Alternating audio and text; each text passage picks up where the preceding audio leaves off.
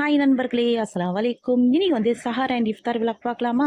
சாருக்கு நான் என்ன பண்ணேன்னு பார்த்தீங்கன்னா, காலையில எழுந்தோனே நல்லா ஃப்ரெஷ்அப் ஆயிட்டு, நான் சாப்பிட்டு தாங்க உட்காந்துட்டேன். அது நான் எப்பவும் போல சீக்கிரமா சாப்பிட்டுப்பேன். ஏன்னா எனக்கு ஜீரணம் ஆகாதுன்னு சொல்லி, நான் என்ன பண்ணேன்னா நைட்டுக்கு மட்டன் பிரியாணி சீரக சம்பால செஞ்சேன். சூப்பரா இருந்துச்சு. ஹாட் பாக்ஸில செஞ்சு எடுத்து வச்சுட்டேன் நானு. அதுக்கப்புறமா அந்த சஹாருக்கு அதை தான் சாப்பிட்டேன். அது சாப்பிட்டு முடிச்சுட்டு, தொழுதுட்டு, குரான் எல்லாம் ஓதி முடிச்சுட்டு, நான் ரூமுக்கு போயிட்டேங்க. அதுக்கப்புறமா இஃப்தாருக்கு என்ன பண்ணேன்னு பார்த்தீங்கன்னா, நானே கஞ்சி செஞ்சுட்டேன். பள்ளிவாசல்லேருந்து கஞ்சி வாங்கல.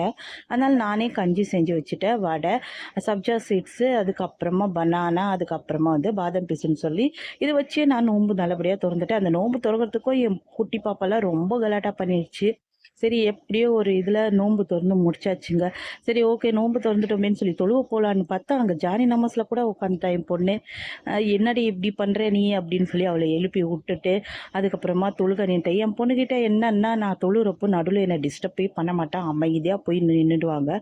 அந்த விதத்தில் அவ்வளோ சந்தோஷமாக இருந்துச்சு பார்க்குறதுக்கு. அவ்வளோதாங்க. இதுதான் இன்னைக்கு விலாகாக போட்டிருக்கேன் நான். இஃப்தாரோ சஹாரோ இந்த விலாக் உங்களுக்கு பிடிச்சிருந்துச்சுன்னா என்னோட பேஜை லைக் அண்ட் சப்ஸ்கிரைப் பண்ணிடுங்க. மறக்காமல் இன்ஸ்டாகிராம் பேஜுக்கு சப்போர்ட் பண்ணுங்கள். நீங்கள் இந்த மாதிரி எனக்கு சப்போர்ட் பண்ணி என்கரேஜ் பண்ணால் கண்டிப்பாக என்னால் இன்னும் அதிகமான வீடியோஸ் எல்லாம் போட முடியும்.